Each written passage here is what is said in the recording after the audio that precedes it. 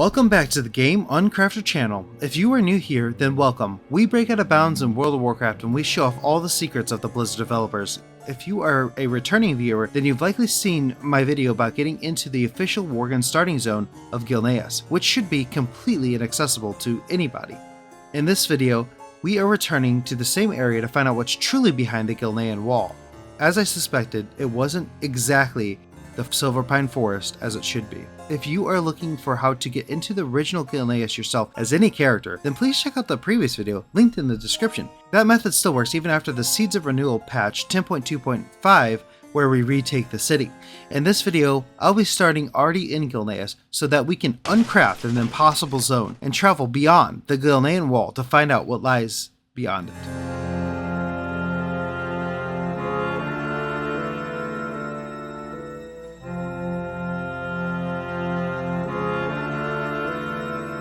After traveling through death and life, I first made my way to the Gilnean wall and went over to the left side of the gate. For some reason, I originally thought that I had actually gotten past this barrier once before while previously exploring, but trying this time, I really couldn't find a way past the barrier. This kind of shocked me as I rarely have a problem getting past anything as a demon hunter.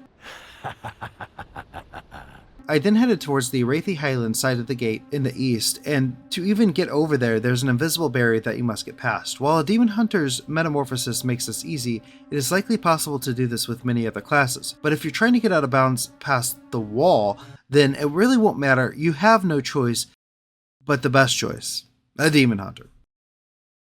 Once I did get past the barrier, there still wasn't a way to get beyond the barrier between Gilneas and Wraithy. I tried many different parts of the area with a metamorphosis jump, but nothing really seemed to work. I really had thought I had gotten past these barriers before, but either I never did or they had fixed the issue and made it more difficult to do so. Like that would stop me though, come on. It also did not help that the fatigue really hindered my abilities each time I made an attempt to get past the barrier. Another notable discovery here is that there is a completely random death line. Fatality. I'm not sure why this death line is in one little location where the rest of the water does not have a death line, but it certainly was an irritating discovery to say the least. And people wonder why my gear is always broken. That led to only one solution. I had to find another way past this wall. Now, I had people comment about what's beyond the wall, so I knew it was possible. Thank you for comments like this. It really does help me with video ideas sometimes, so if you know of an area you would like me to explore, I may not get to it for a long time as these videos take a while, but I do really appreciate those comments. Alright, quick editor's note here. Unfortunately, it actually is much easier to use this lighthouse method. You can actually jump from the lighthouse and glide all the way into the out of bounds portion of Gilneas. That works too, but you know what? I'm going to make you all suffer the way that I had to suffer getting out of bounds, the much more difficult way. After a ton of looking around the wall, I discovered one tiny section where there's absolutely no clip detection. I'm not sure why this is the only section like this, but it might be because this particular part of the wall will later be in pieces when the Cataclysm happens, so it might not be properly loaded. This is a fantastic discovery, and it gave me a bit of hope that it was possible to break out of bounds here. This break was needed as every other section of the wall seemed to be walled off. Okay, alright, that was a really bad pun. The water here was a bit strange and cut off in a few parts. You will notice that both sides of this water are blocked off by invisible walls as well. Most of the walls have glitched textures and only one section was smooth. Many veteran explorers may know what this means. There is only one way up. Demon Hunter wall climbing. All the way up. Thankfully, if you watched my most recent video, then you will know that I have quite an extensive wall climbing experience, but this was still more wall climbing than I had ever taken on at once. I think that this calls for maybe an old-fashioned montage section like I used to do way back when this channel had less than 500 subs. Throwback to all my original supporters.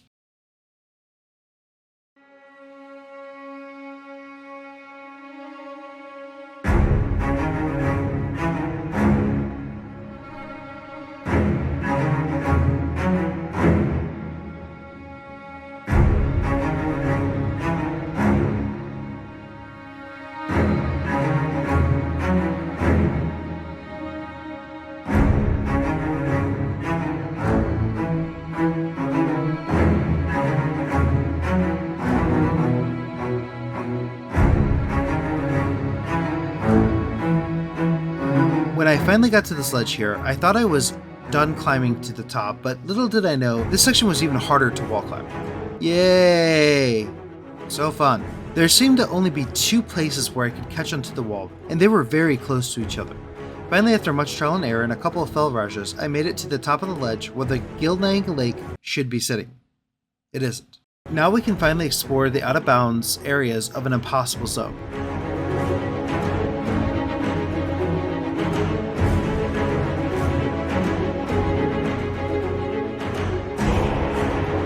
The first bit that really stuck out was the only solid brown colored chunk in the entire region. I'm not sure why this is brown, but either way, the backside of the wall is a glitchy mess. Which is to be expected, as we really aren't supposed to see it from this side. Except, technically we are supposed to see it from this side, just this isn't really the silver pine that we know and love. Now, I alluded to the fact that the original starting zone for worgens isn't an instance, but this just proves even more that Blizzard handcrafted this area. You'll also see that the area in front of the gate is incredibly low in detail and has random holes in the ground as well. Looking into them shows the structure of the wall, and the area is incredibly strange. I don't really think it's supposed to look like this. I mean, obviously. Getting over the hill allows us to find a really odd hole in the map, as well as an entire slit that runs the length of the out-of-bounds area. I've seen a few gaps and textures like this before, but it seems a bit extreme in this situation. Past the slit, we have what seems like Silver Pine Forest, one in which the lighting is the same as Gilneas, and weirdly the music does not change when you enter buildings. This is incredibly odd because almost every out-of-bounds area I have ever explored, the music always changes when you enter a building. Always.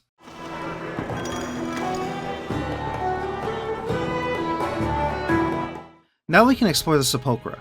I know that everyone pronounces this word differently, some say sepulchre, some say sepulchra. To each their own, I don't really care. Looking over the edge, which cuts the graveyard in half, shows us 2 developer cubes, some of my favorite discoveries when exploring. This makes sense as when I explored Shadowfang Keep, the out-of-bounds area in that instance, I also found these via a small hole in the map. Before leaving the area, I looked in the inn, and there wasn't anything to note, including the fact that there was no music. The gate that surrounded the town is now hanging off the edge here, and the path that leads to the city is completely gone. Heading into Silver Pine Forest, the main path is the correct color, which is not exactly always the case, as in K it was actually a cobblestone path, like a gray one. And the Elm mine here is still intact as well. It is always a risk to go into tunnels and out-of-bounds areas, so I do proceed with caution, but I decided to do so in this case, and this was the very first time our music changed in the entire exploration. And the first time that our chat channel changed to Silver Pine Forest. It must have changed earlier to say that we had left Gilneas, but I did not catch that when recording, and I did not catch that when editing either. Leaving the mine shows that we did indeed leave the chat channel, but we never enter a new one. Strange. What's even weirder though is that the music does not change back to Gilnean music, and the minimap shows that we are still within the mine. That's a new one for me, I've not seen this before. Heading back to the giant slit, I decided to investigate it, and I looked under the map. This led to me seeing the former Dalaran area, and it definitely looks strange to say the least. I'll actually have more on this later. Heading north towards Lordermere Lake, there's a random invisible wall, nothing a demon hunter can't handle, nor of course the whole intro part of the exploration. Of course, at Lordermere Lake, there are many batches of floating fish, and just past the area is Dalaran Crater. It's really neat that the purple rune is still active, and exploring the area is very nostalgic for me as someone who played during TBC when there was actually just a giant dome here. I wouldn't doubt if there's a ton of WoW players that don't even know that. As before, no buildings have music. There's a gallows here with a hangman still on it, which is kind of odd that the body is still rendered, but okay, whatever. Traveling more into the Alterac Mountains, we find where Metz and the reindeer get saved from during Wintervale. This weirdly changed my chat channel to Hillsbrad Foothills and my minimap location to the Growless Cave. I explored the barracks here, and one day I really hope to explore a barracks and there's just like an NPC sitting at the very top who's just like a level skull or something and just annihilates me. That would be fantastic. The church here is also empty. Now let's move more into the Hillsbrad Foothills. I immediately noticed the Alliance Alterac Valley PvP area.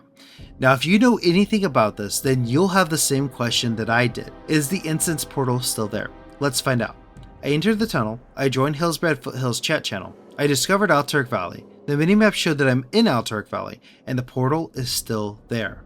Merely seeing the portal is not enough though. Can we get past it? Using a Dark Moon Seesaw, the answer is absolutely yes, but there is a second invisible wall that we cannot get past. More on this and the instance portal later. After leaving the cave, I ran into an invisible wall and, like typical, I thought, so easy, a warrior could do it. Well, it wasn't easy to get past for some reason, and finally I found that if I jump using Metamorphosis here on the fence, I could actually get past the barrier. But that was the worst mistake of this entire exploration. I was now trapped, but I didn't want to believe it. Remember the video I made about how terrible Zul'Farrak was to explore? Welcome back to the same issue. I was utterly stuck. Even using the Tonk toy to try and plan out my path through the glitchy mess did not work. I was trapped here. Forever. Until I hurt at least.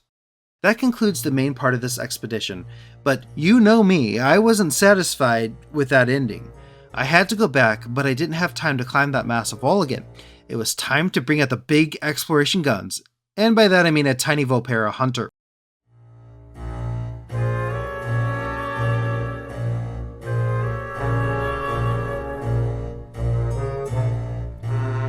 Thankfully the glitch is doable by any race or class, but it is harder to move around while dead, as demon hunters have double jump and glide as a ghost.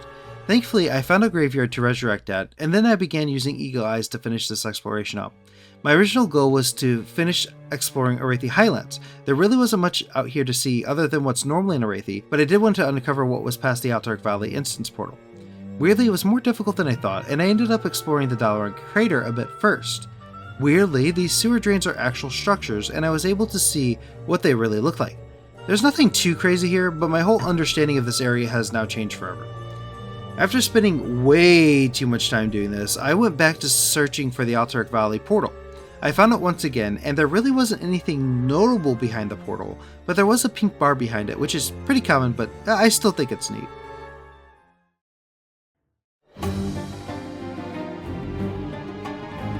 That's the end of this exploration. I sincerely hope you enjoyed uncrafting an impossible zone. If you enjoyed the video, then let YouTube know by liking the video, and if you want to see more, subscribe for the next video. Huge shout out to Squiggalicious and the rest of the patrons who truly help the channel expenses, as they allow me to do what I do without worrying about the editing software and World of Warcraft monthly subscription costs. I sincerely appreciate all of the support. Until next time.